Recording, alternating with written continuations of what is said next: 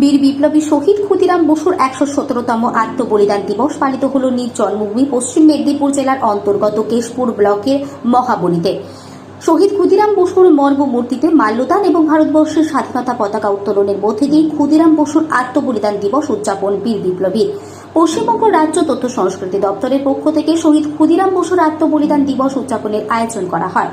পশ্চিম মেদিনীপুর জেলার তথ্য সংস্কৃতি দপ্তর ও জেলা প্রশাসনের তত্ত্বাবধানে বীর বিপ্লবী ক্ষুদিরাম বসুর জন্মস্থানেই আয়োজন হয় বিভিন্ন ধরনের সাংস্কৃতিক অনুষ্ঠানের। অন্যান্য বছরের ন্যায় এবছরও বীর বিপ্লবী শহীদ ক্ষুদিরাম বসুর মূর্তিতে মাল্যদান করে ওনাকে শ্রদ্ধার্ঘ্য জানানো হয় জেলা প্রশাসন ও ব্লক প্রশাসনের পক্ষ থেকে। প্রথম কথা হচ্ছে, দেশবাসীর কাছে আজকের দিনটা একটা স্মরণীয় দিন, কারণ ক্ষুদিরামই দেখিয়েছিল মৃত্যুকে বরণ করতে পারে, কিন্তু দেশ মাতৃকার প্রতি তার যে শ্রদ্ধা, তার যে ভক্তি, সেটা ত্যাগ করতে পারবে না। কদিন ভারতকে